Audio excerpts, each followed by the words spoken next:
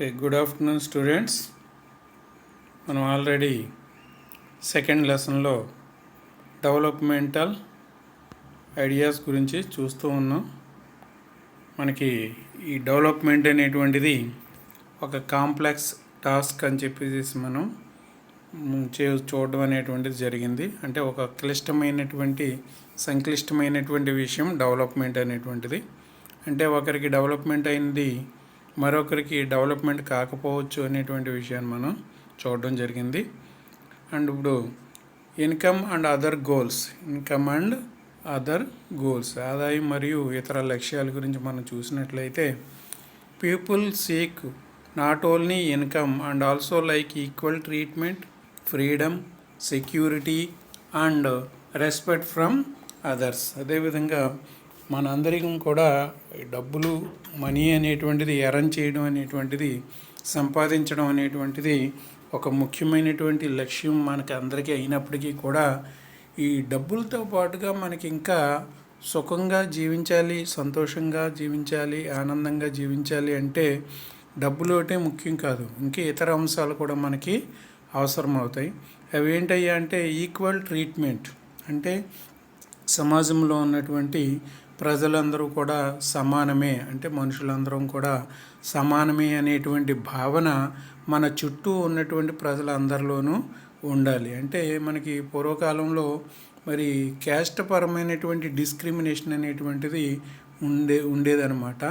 Upper castes, lower castes. ఆ విధంగా upper castes అనేటువంటి వాళ్ళు అంటే ఉన్నత కులాల వాళ్ళేమో మేమేమో గొప్పవాళ్ళం, ఈ లోయర్ క్యాస్ట్ వాళ్ళని అంటే నిమ్న కులాల వాళ్ళని అంటరాని వాళ్ళుగా చూడడం అనేటువంటిది జరిగేది. అంటే అన్టచబిలిటీ అనేటువంటిది పాటించడం అనేటువంటిది జరిగేదన్నమాట. ఆ విధంగా ఆ రోజుల్లో ఈక్వల్ ట్రీట్మెంట్ ఉండేది కాదు. అంటే కొన్ని కులాల వాళ్ళు మేము గొప్పవాళ్ళు అనేవారు, మరి కొన్ని కులాల వాళ్ళని హీనంగా చూడడం అనేటువంటిది జరిగేది. అయితే ఈ రోజుల్లో కొంతవరకు తగ్గినప్పటికీ కూడా ఇప్పటికీ కూడా కొన్ని కులాల్లో ఆ ఈక్వల్ ట్రీట్మెంట్ అనేటువంటిది లేదు. కొన్ని కులాల వాళ్ళు ఇప్పటికీ కూడా మేము గొప్పవాళ్ళమే అని చెప్పి భావిస్తూ ఉంటారు.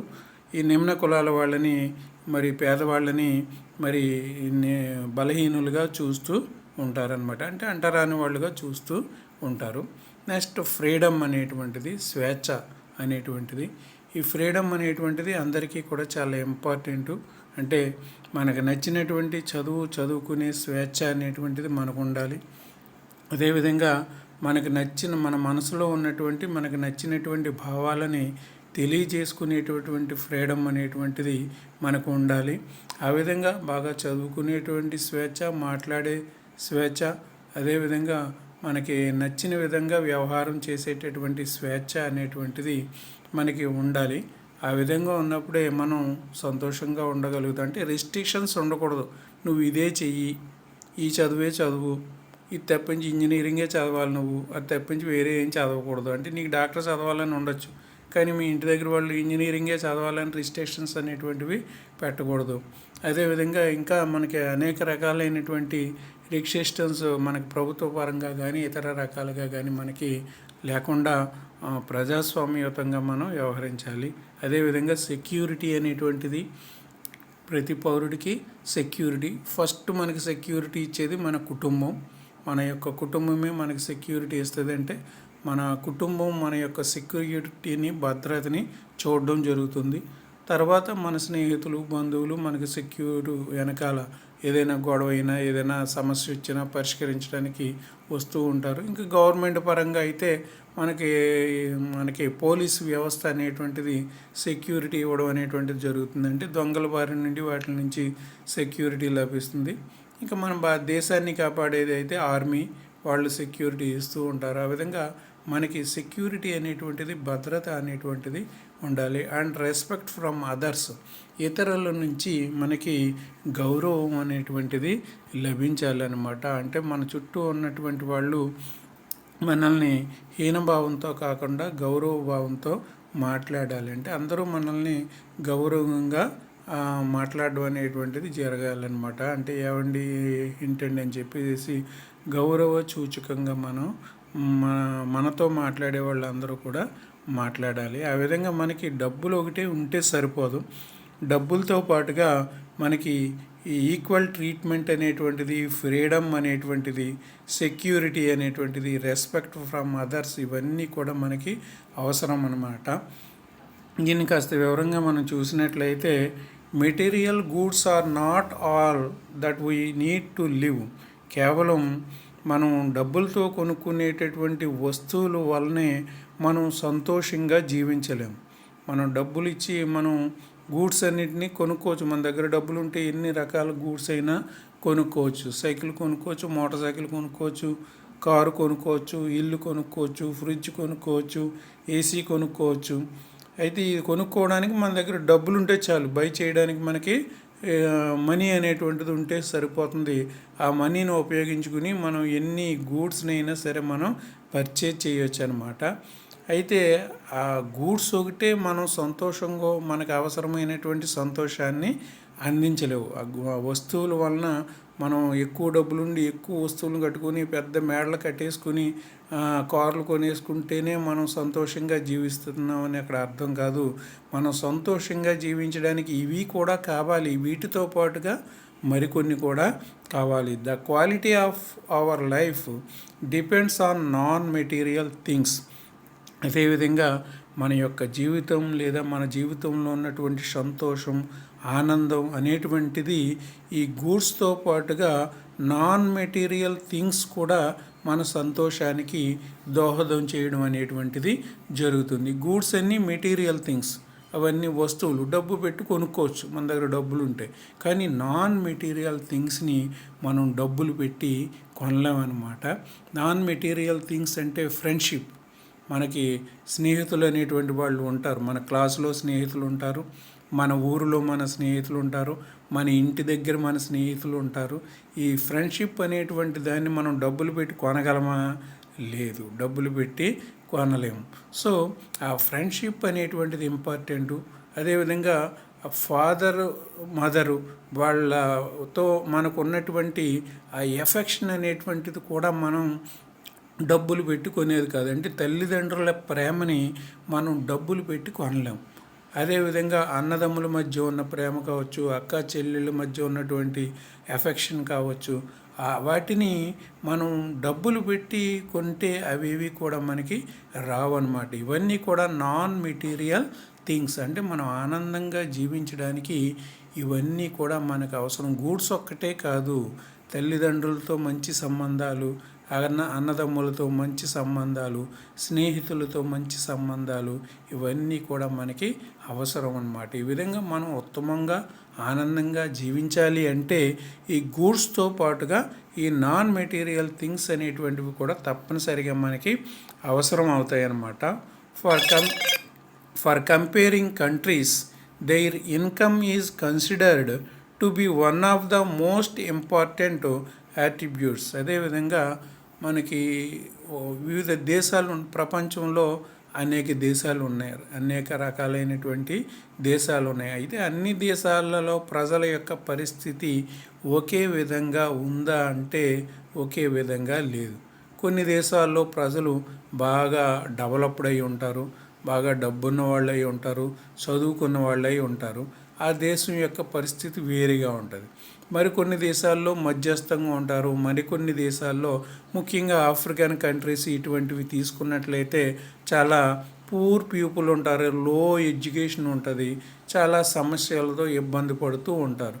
అంటే ప్రపంచంలో ఉన్న దేశాలన్నీ ఒకే విధంగా ఉండవు అన్నమాట. తర్వాత మనకేంటంటే మన ఊరినే తీసుకున్నాం అనుకోండి, మన తాపేశ్వరాన్ని మనం తీసుకున్నాం అనుకోండి. తాపేశ్వరంలో అన్ని కుటుంబాల వారు ఒకే విధంగా ఉన్నారా అంటే ఒకే విధంగా ఉండరు. బాగా డబ్బు ఉన్నటువంటి వాళ్ళు ఉంటారు, కోట్ల రూపాయలు ఆస్తులు కలిగినటువంటి వాళ్ళు ఉంటారు, లక్షల్లో ఆస్తులు కలిగినటువంటి వారు ఉంటారు, రోజు కూలి పని చేసుకునేటటువంటి పేదవారు కూడా ఉంటారనమాట. అంటే మన ఊరిలో ఏ విధంగా అయితే కొంతమంది కోటీశ్వరులు, కొంతమంది లక్షాధికారులు, కొంతమంది పేదవారు ఉన్నారో అలాగే దేశాల్లో కూడా ధనవంతమైనటువంటి దేశాలు, అదేవిధంగా అంటే డెవలప్డ్ కంట్రీస్ అనమాట. Developed countries, under developed countries, undeveloped countries అని చెప్పేసి 3 రకాలుగా విభజించుకోవచ్చు. అయితే వేటిని మనం డెవలప్డ్ కంట్రీస్ అంటాం, వేటిని మనం అండర్ డెవలప్డ్ కంట్రీస్ అంటాం, మరి వేటిని మనం అన్డెవలప్డ్ కంట్రీస్ అంటాం అనేటువంటి దాన్ని మనం చూద్దాం. Countries which higher income are more developed then others with less income.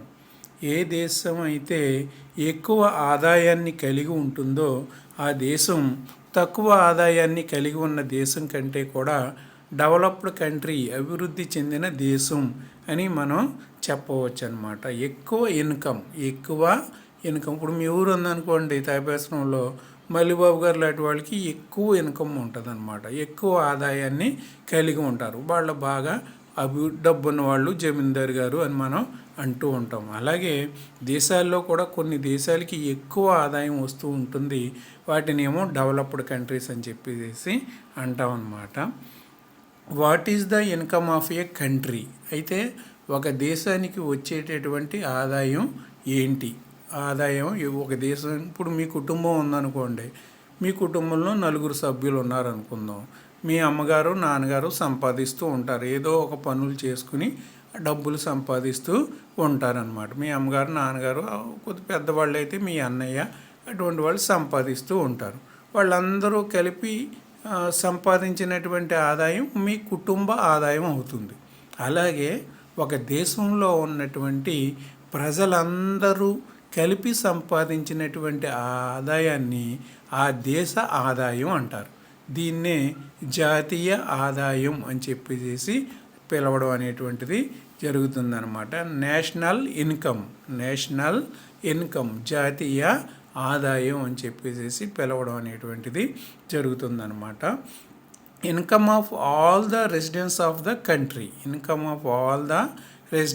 The country అంటే ఒక దేశంలో నివసిస్తున్న ప్రజలందరి యొక్క ఆదాయాన్ని కలిపితే ఆ దేశం యొక్క ఇన్కమ్ అవుతుందన్నమాట, ఆదాయం అవుతుందన్నమాట. నేషనల్ ఇన్కమ్ అంటే జాతీయ ఆదాయం.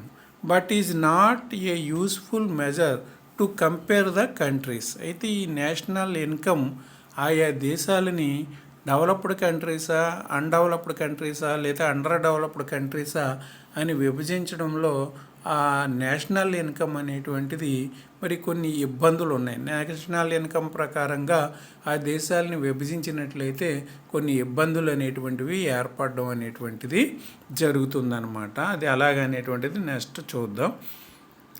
దానికంటే ముందుగా what is per capita income అంటే తలసరి ఆదాయం. పెర్ క్యాపిటా ఇన్కమ్ని తెలుగులో ఏమంటారంటే తలసరి ఆదాయం అని చెప్పి పిలుస్తారు. What is per capita income? Total national income divided by total population. అంటే ఒక సంవత్సర కాలంలో ఒక దేశంలో ఉన్న ప్రజలందరూ సంపాదించినటువంటి మొత్తం ఆదాయాన్ని ఆ దేశంలో ఉన్న జనాభా చేత భాగిస్తే మనకి ఏమొస్తుందంటే పెర్ క్యాపిటా ఇన్కమ్ అనేటువంటిది వస్తుంది. అంటే మొత్తం ఒక సంవత్సర కాలంలో ఆ దేశంలో ఉన్నటువంటి మొత్తం ప్రజలందరూ కూడా సంపాదించినటువంటి అమౌంట్ని ఆ దేశ ప్రజల సంఖ్య చేత మనం భాగించినట్లయితే మనకి ఏమొస్తుందంటే పెర్ క్యాపిటా ఇన్కమ్, తలసరి ఆదాయం అనేటువంటిది వస్తుంది. అంటే ఉదాహరణకి మీ ఇంట్లో 4 సభ్యులు ఉన్నారు. మీ అమ్మగారు, నాన్నగారు, మీ బ్రదరు, నువ్వు, 4 సభ్యులు ఉన్నారు. 4 సభ్యులు ఉంటే 4 సభ్యులు కలిసి ఒక నెలలో మీరు 16,000 సంపాదించారు అనుకుందాం. ఒక నెలలో మీ అమ్మగారు అయితేనేమి, లేదా మీ నాన్నగారు చేసే పనుల వల్ల అయితేనేమి, లేదా మీ అన్నయ్య తమ్ముడు చేసే చిన్న చిన్న పనులు అయితేనేమి, మొత్తం మీద మీ కుటుంబ సభ్యులందరూ కలిసి ఒక 16,000 రూపాయలు సంపాదించారు. అది మీ కుటుంబ ఆదాయం అవుతుంది. ఆ కుటుంబ ఆదాయాన్ని మీ కుటుంబంలో మరి 4 ఉన్నారు కాబట్టి సభ్యులు 4 చేత డివైడెడ్ బై చేస్తే మనకి పెర్ క్యాపిటా ఇన్కమ్ అనేటువంటిది వస్తుంది. అంటే 4 కలిసి 16,000 సంపాదించారు. 4 చేత డివైడెడ్ బై చేస్తే ఏమవుతుంది? 4 4 16,000. అంటే ఒక్కొక్కరి పెర్ క్యాపిటా ఇన్కమ్ 4,000 అవుతుంది.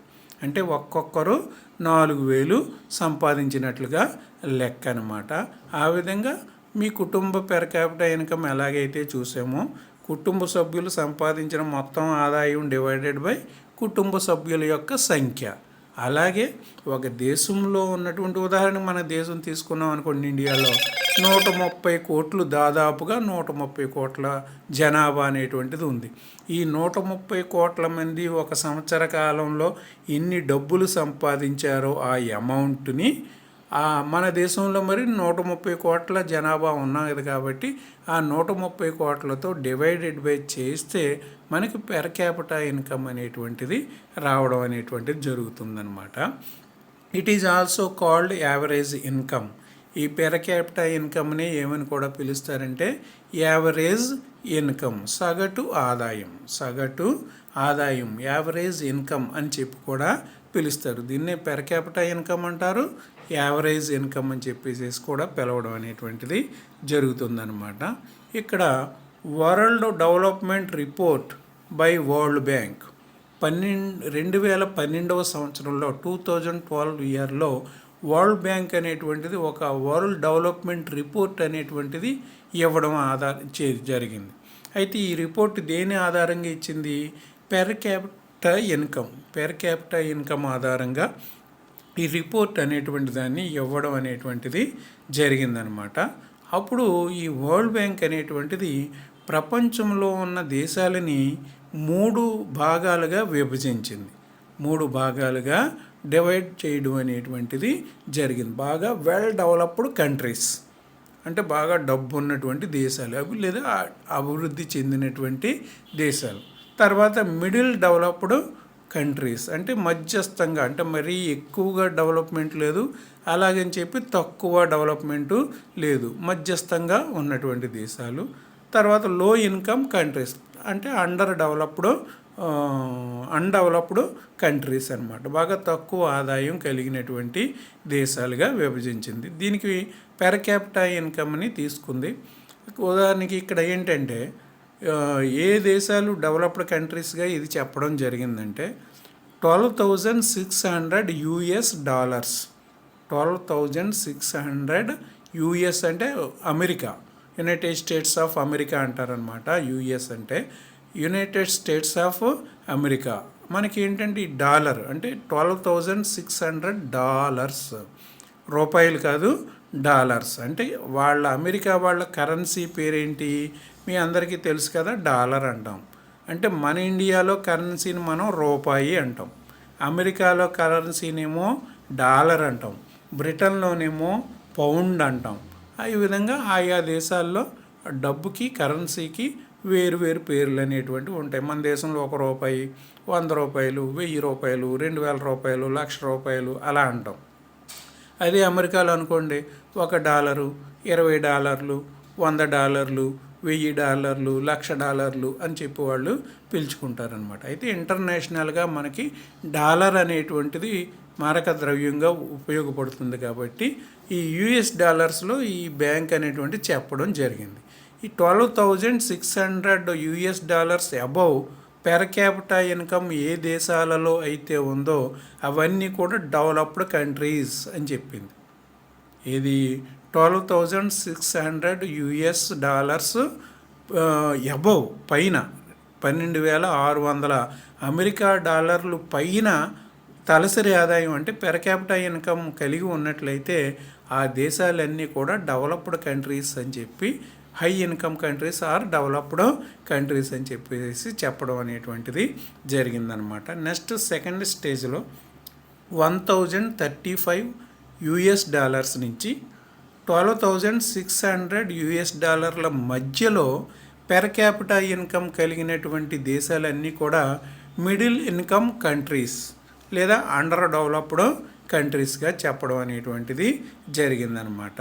అలాగే 1,035 US కంటే లెస్ పెర్ యానం తక్కువ ఆదాయం కలిగినటువంటి దేశాలన్నీ కూడా లో ఇన్కమ్ కంట్రీస్ అని చెప్పేసి ఈ వరల్డ్ బ్యాంక్ అనేటువంటిది డివైడ్ చేయడం అనేటువంటిది జరిగిందనమాట. ఈ విధంగా ఈ వరల్డ్ బ్యాంకు దేశాలని డెవలప్డ్ కంట్రీయా, మిడిల్ డెవలప్డ్ కంట్రీయా, లో డెవలప్డ్ కంట్రీయా అనేటువంటిది డివైడ్ చేయడానికి పెర్ క్యాపిటా ఇన్కమ్ని ఆధారంగా తీసుకుంది. పైగా యూఎస్ డాలర్స్లో చెప్పడం జరిగింది. $12,600 అబవ్ ఉన్నటువంటివన్నీ కూడా డెవలప్డ్ కంట్రీసు. $1,035 నుంచి $12,600 మధ్యలో పెర్ క్యాపిటా ఇన్కమ్ కలిగినవన్నీ కూడా మిడిల్ ఇన్కమ్ కంట్రీస్ లేదా under developed countries.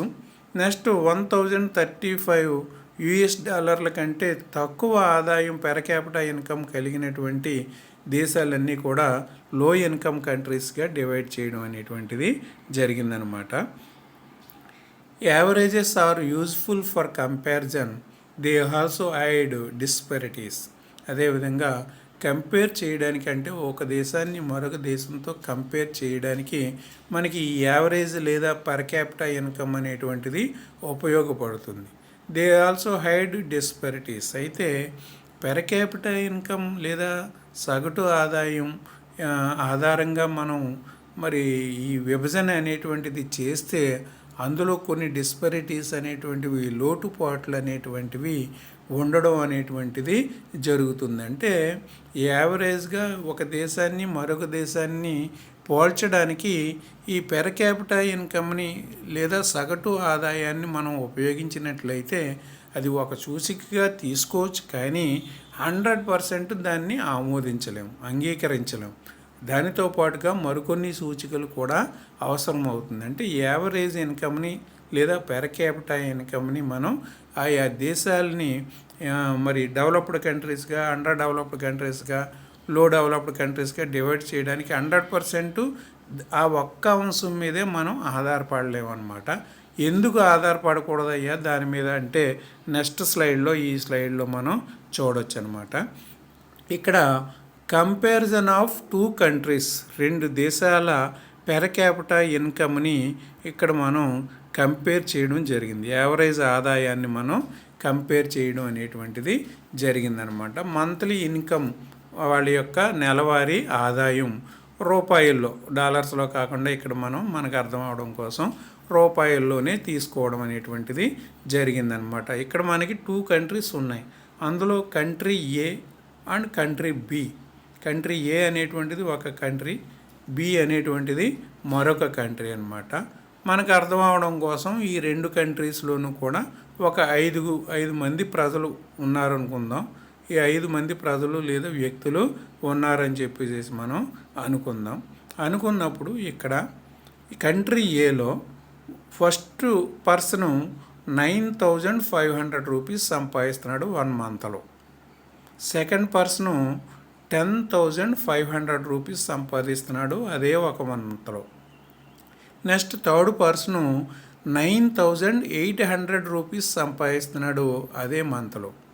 Next fourth person $10,000 earn చేస్తున్నాడు అదే మంత్లో. ఫిఫ్త్ పర్సను కూడా $10,200 ఎర్న్ చేస్తున్నాడు. మొత్తం ఈ 5 యొక్క ఆదాయం కలిపితే మనకి 50,000 వస్తుంది. ఈ 5 యొక్క ఆదాయం కలుపుకుంటే మనకి 50,000, అంటే 5 కలిసి 50,000 సంపాదిస్తున్నారు. ఆ 50,000లోనూ ఫస్ట్ పర్సన్ ఏమో 9,500 సంపాదిస్తున్నాడు, సెకండ్ పర్సన్ ఏమో 10,500 సంపాదిస్తున్నాడు, థర్డ్ పర్సన్ ఏమో 9,800 సంపాదిస్తున్నాడు, ఫోర్త్ పర్సన్ ఏమో 10,000 సంపాదిస్తున్నాడు, ఫిఫ్త్ పర్సన్ $10,200 సంపాదిస్తున్నాడు అనమాట. అది ఏ కంట్రీ యొక్క పొజిషన్. నెక్స్ట్ బి కంట్రీ యొక్క పొజిషన్కి వద్దాం. బి కంట్రీ యొక్క పొజిషన్కి వచ్చినప్పుడు ఫస్ట్ పర్సన్ నెలకి కేవలం $500 మాత్రమే సంపాదిస్తున్నాడు. సెకండ్ పర్సన్ కూడా నెలకి $500 మాత్రమే సంపాదిస్తున్నాడు. థర్డ్ పర్సన్ కూడా నెలకి $500 మాత్రమే సంపాదిస్తున్నాడు. అలాగే ఫోర్త్ పర్సన్ కూడా నెలకి $500 మాత్రమే సంపాదిస్తున్నాడు. కానీ ఫిఫ్త్ పర్సను 1 మంత్లో 48,000 సంపాదిస్తున్నాడు. ఫిఫ్త్ పర్సన్ అదే నెలలో 48,000 రూపాయలు, $48,000 అతను సంపాదిస్తున్నాడు అనమాట. ఇప్పుడు ఈ 5 యొక్క మొత్తం సంపాదన కలిపినా కానీ మనకి 50,000 వస్తుంది. అలాగే కంట్రీ ఏలో ఉన్నటువంటి ఆ 5 యొక్క సంపాదన కలిపినా కానీ మనకి 50,000 వస్తుంది. అంటే కంట్రీ ఏలో టోటల్గా వాళ్ళ సంపాదన 50,000, కంట్రీ బిలో టోటల్గా వాళ్ళ సంపాదన 50,000 కాబట్టి రెండు కూడా డెవలప్డ్ కంట్రీసే అని మనం చెప్పొచ్చా? చెప్పకూడదు. రెండు కూడా డెవలప్డ్, ఎందుకంటే రెండు 50,000. రెండింటిలోనూ కూడా 5 కలిపి సంపాదించేది 50,000 ఎర్న్ చేస్తున్నాడు. అయినప్పటికీ కూడా ఈ రెండు దేశాలు కూడా డెవలప్డ్ కంట్రీస్ అని మనం చెప్పలేము. ఎందుకంటే అందులో కంట్రీ ఏని మాత్రమే డెవలప్డ్ కంట్రీగా చెప్పగలం. ఎందుకంటే కంట్రీ ఏలో అందరూ కూడా 10,000కి ఒక 100 అటు ఇటులో సంపాదిస్తున్నారు, ఒక 500 అటు ఇటులో సంపాదిస్తున్నారు. అంటే వారి యొక్క ఆదాయం సమానంగా ఉంది. ఇంచుమించుగా చిన్న చిన్న తేడాలతో వాళ్ళందరూ కూడా బాగానే నెలకి 9,000 పైనే సంపాదించుకుంటున్నారు. ప్రతి వ్యక్తి కూడా నెలకి 9,000 పైన 10,500 లోపు, 9,500 పైన 10,500 లోపు మొత్తం వాళ్ళు సంపాదించుకుంటున్నారు. కాబట్టి అందరి సంపాదన బాగానే ఉంది అక్కడ. కానీ కంట్రీ బిలోకి వచ్చేటప్పటికి ఏమైంది, 4 నిరుపేదలు ఉన్నారు అక్కడ.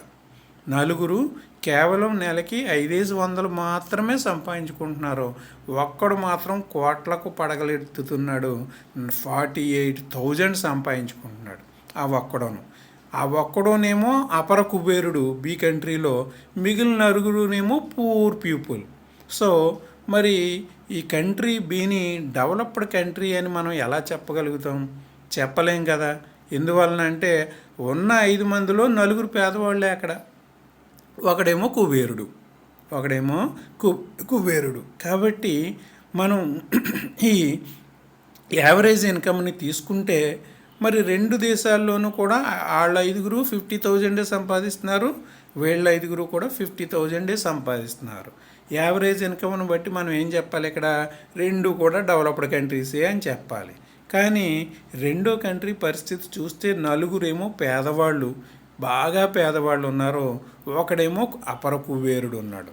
సో ఈ కంట్రీ బి అనేటువంటిది డెవలప్డ్ కంట్రీగా మనం చెప్పలేమన్నమాట. ఆ విధంగా యావరేజ్ అనేటువంటిది కూడా మనకి ఒక కంట్రీ డెవలప్ అయ్యిందా లేదా అనేటువంటిది కరెక్ట్గా యావరేజ్ ఇన్కమ్ ద్వారా కూడా మనం తెలుసుకోలేమన్నమాట. దానికి ఇతర అంశాలు అనేటువంటివి కూడా ఉంటాయి, చూద్దాం తర్వాత. Per capita income per annum of selected states. ఇక్కడ మన భారతదేశంలో ఒక 3 స్టేట్స్ని తీసుకున్నారు. అవి పంజాబ్, హిమాచల్ ప్రదేశ్, బీహార్. ఈ 3 రాష్ట్రాలని తీసుకోవడం అనేటువంటిది జరిగిందనమాట. ఈ పంజాబ్ యొక్క per capita income 78,000 rupees. Himachal Pradesh యొక్క పెర్ క్యాపిటా ఇన్కమ్ 74,000 రూపీస్. అలాగే బీహార్ ప్రజల యొక్క పెర్ క్యాపిటా ఇన్కమ్ 25,000 రూపీస్ అనమాట.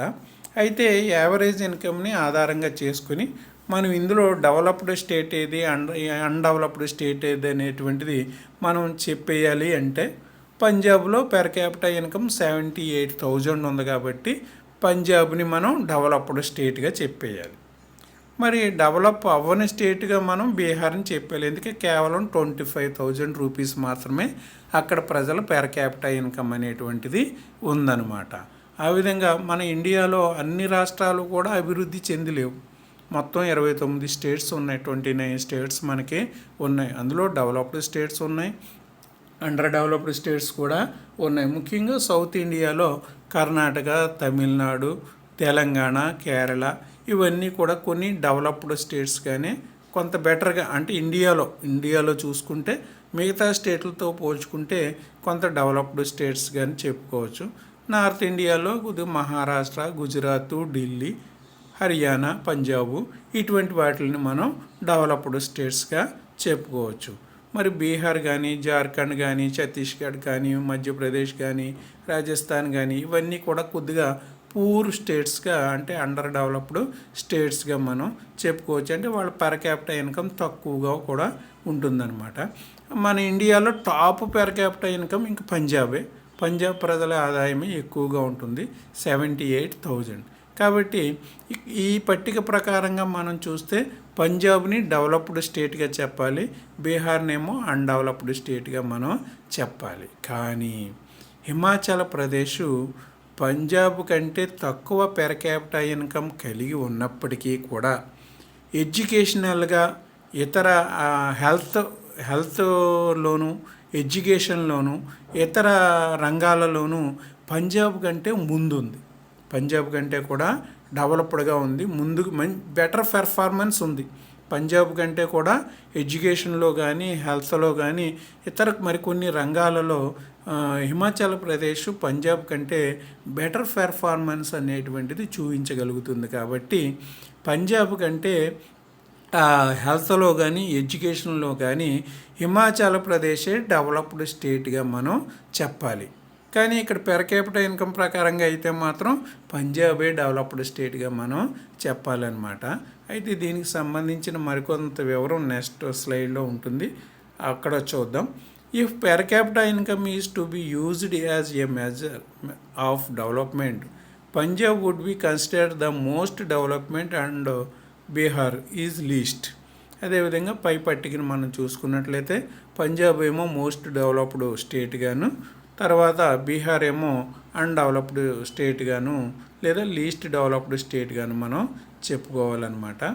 తర్వాత నెక్స్ట్ పార్ట్ మనం రేపు మళ్ళీ వివరించడం జరుగుతుంది. పార్ట్ 3తో మనకి ఈ పాఠ్యాంశం అనేటువంటిది కంప్లీట్ చేయడానికి ట్రై చేద్దాం.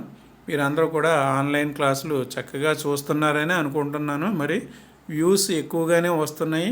దాదాపుగా మొదటి రోజు పోస్ట్ చేసినటువంటి లెసన్కి దాదాపుగా 240 వ్యూస్ అనేటువంటివి వచ్చినాయి. అంటే మన స్టూడెంట్స్ 60 మెంబర్స్ ఉన్నారు. మన స్టూడెంట్స్తో పాటుగా బయట వాళ్ళు కూడా చాలామంది ఈ పాఠాలని చూస్తూ ఉన్నారని అనుకుంటున్నాను.